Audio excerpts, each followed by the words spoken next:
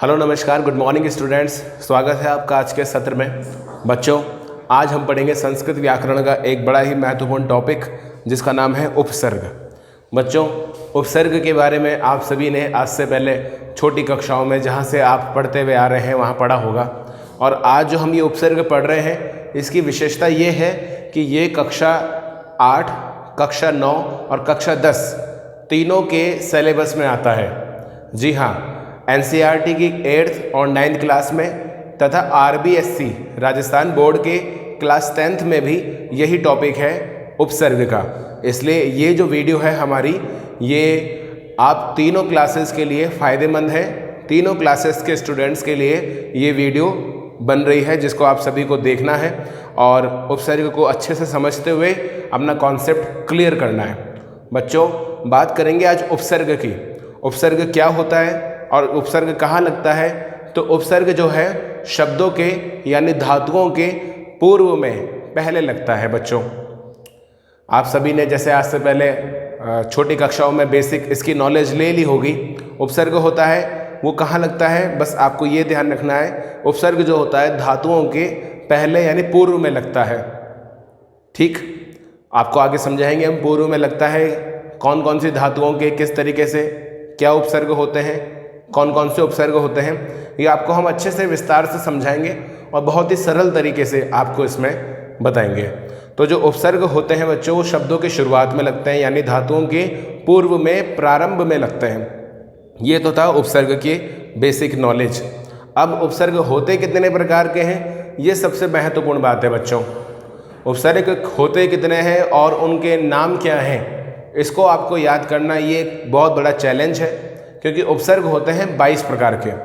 कौन कौन से होते हैं वो हम लिखने जा रहे हैं। तो उपसर्ग जो होते हैं मूल रूप से 22 प्रकार के होते हैं, यानी 22 प्रकार के होते हैं। ये 22 प्रकार के उपसर्ग होते हैं। जैसा आप सभी देख रहे हैं, हमने लिख दिया है 22 प्रकार के हैं।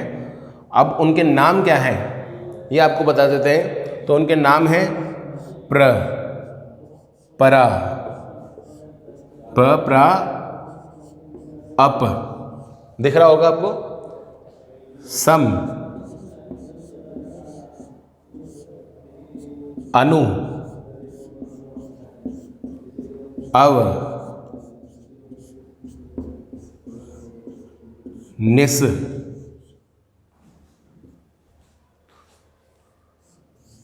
निर,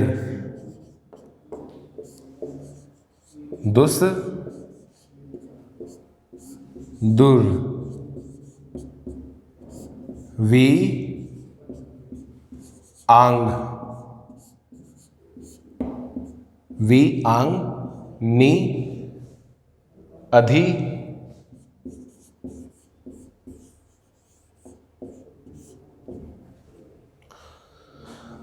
अपि। इनको अच्छे से देखें। अभी के बाद आएगा अति, फिर आता है सु, फिर आता है उत, उत के बाद में आता है अभी,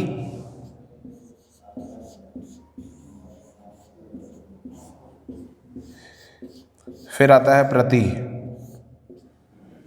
दिख रहा है, ध्यान से एकदम एक एक शब्द को पढ़िएगा। प्रति, प्रति के बाद में परि, परि के बाद में उप।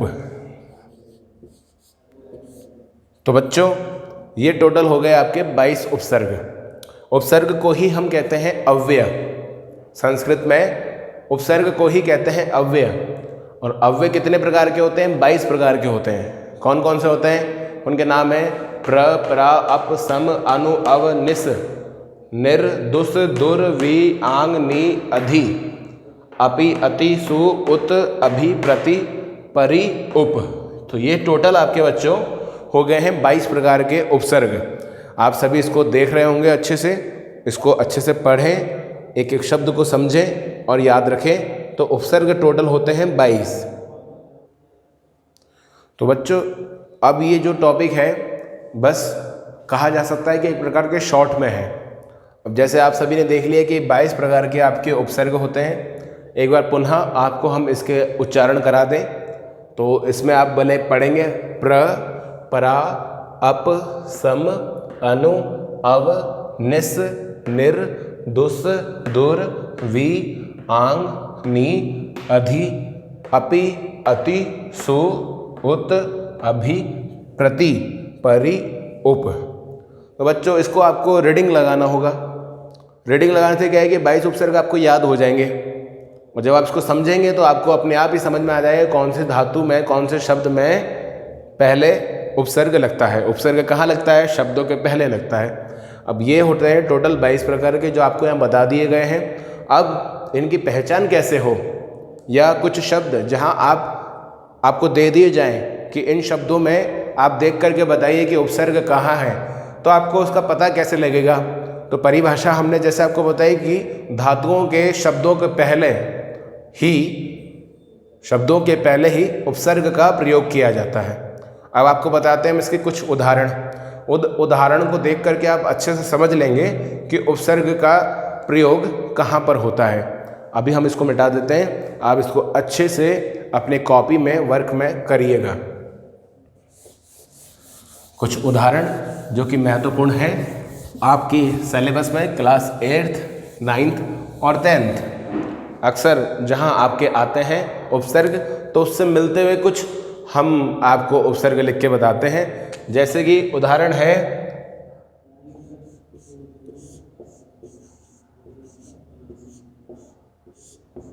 प्रकृष्ट, ये शब्द आपको दे दिया है। अब आपको बताना है कि इन शब्दों के अंदर इसमें कहाँ पर उपसर्ग लगा हुआ है। तो जैसे आपको बताया गया कि उपसर्ग होता है शुरुआत में प्र, आपने पढ़ा था पहला वाला ही उपसर्ग है प्र, तो प्र हो गया उपसर्ग, तो बराबर करके प्र उपसर्ग बता दिया। ठीक, उसके अलावा अगर आप देखेंगे तो एक शब्द है पराजयते, ये शब्द है पराजयते। अब इसमें कौन सा उपसर्ग होगा? शुरुआत का प तो नहीं होता है, तो आपको पहचान में कैसे आएगा? जब आपको 22 याद होंगे, उन 22 की आप रीडिंग लगा के आप जब देखेंगे कौन सा है प तो लिखा है पहला शब्द, ये तो होता नहीं है, क्योंकि होता तो प्र है, तो फिर प तो है नहीं। अब क्या है? परा, दूसरा था हमारा परा, अब यहाँ लिखा हुआ है परा, तो कौन सा हमारा उपसर्ग हो गया? ये उपसर्ग हमारा हो गया परा। ठीक, उसी प्रकार के एक अगला देखते हैं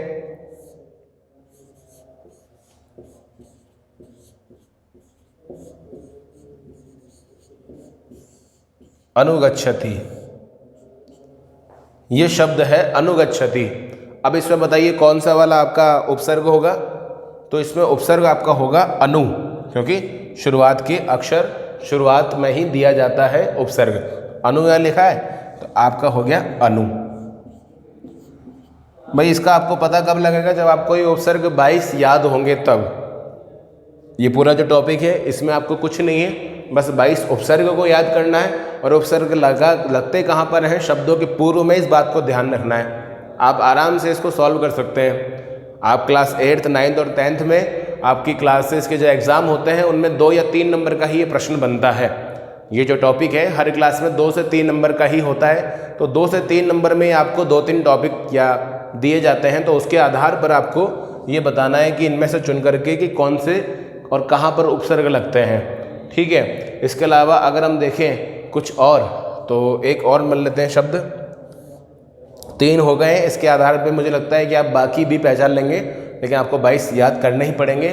अब है एक शब्द है अपहरति, अपहरति, इसमें कौन सा उपसर्ग होगा? लगाइए 22 की रीडिंग, तो उसमें आ रहा है आपके अप। कौन सा आ रहा है? अप, तो इसमें कौन सा हो जाएगा? उपसर्ग होगा आपका अपहरति। तो बच्चों कुल मिलाकर के आपका ये जो उपसर्ग वाला टॉपिक है ये बहुत इजी है, इसमें ज़्यादा आपको दिमाग लगाने की और ज़्यादा कुछ सोचने की, टेंशन लेने की ज़रूरत नहीं है। बस आपको 22 उपसर्ग होते हैं उन्हें याद करना है, और उपसर्ग कहाँ लगते हैं? शुरुआत में, इसका याद रखना है। साथ ही बच्चों ये टॉपिक इसको क्लियर करके चलना है, क्योंकि 8th में भी आता है, 9th में भी आता है और 10th में भी आता है। जो स्टूडेंट 8th और 9th वाले हमारे इस वीडियो को देख रहे हैं तो वो अच्छे से इसको तैयार कर लें ताकि 10th में और आगे जाके उन्हें दिक्कत ना आए। साथ ही आपको पहले भी बताया गया है, अक्सर कुछ कंप्लेंट, कुछ आप लोगों की तरफ से डाउट्स मिलते हैं कि सर ये जो है हम कौन सी कॉपी में करें, कहाँ पर करें। तो इसके लिए बच्चों आपको अपने अलग से कॉपी बनानी है। उस कॉपी में जा कर के आपको अपना ये व्याकरण जो है संस्कृत का अलग से एक पार्ट बनाना है, उसमें लिखना है जो भी आपको इससे पहले संधि के टॉपिक वीडियोस बना करके दिए गए थे।